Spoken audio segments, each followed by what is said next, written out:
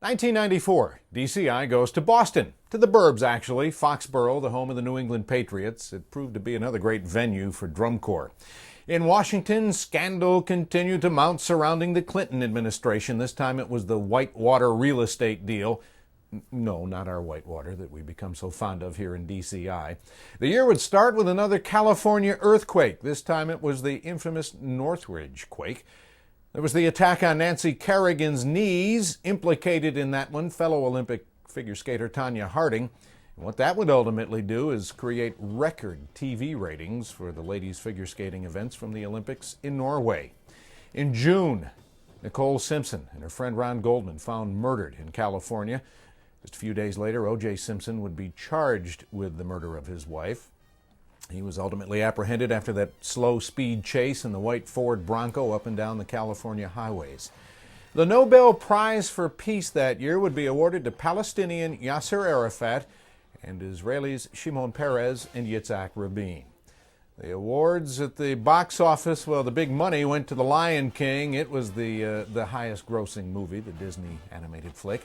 But the best picture went to Forrest Gump. And life truly was like a box of chocolates for the Blue Devils that year. They got all the good ones. They got everything. It was a Whitman sampler, a truckload of Godiva.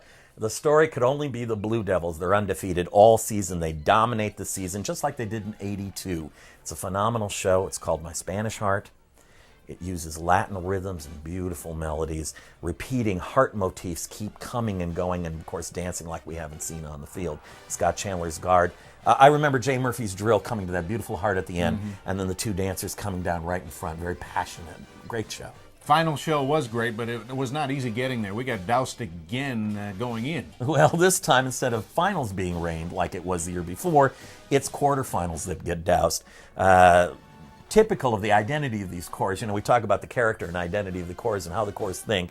It's pouring rain, and Phantom Regiment, in their usual way, powers themselves on. Remember, they were in all white? Yeah, they weren't all white for long, though. They were about knee-deep in mud.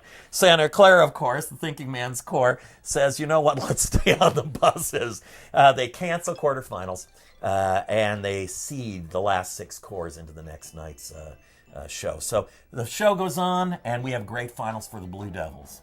And the Cadets that year pull West Side Story out of their hat again. Well, they play it every decade for 40 years, so it seems to be part of their identity. And I understand that that's part of the way they think. Santa Clara doing the Cossacks that disappear, remember that? With the big poppies, big scenery devices, and the flags start spinning, and suddenly a whole line of Cossacks just gone. Claire de Lune from Phantom Regiment, or as the kids called it, Claire de Long, because it took so long to be. Beautiful piece, really moved the audience. We had a new face in the top 12, you remember? Orlando Magic, first year in. Ooh, do I feel old.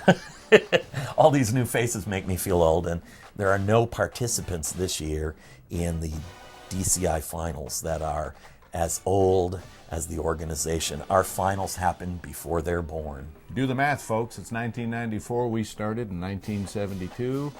Thank you. I needed that.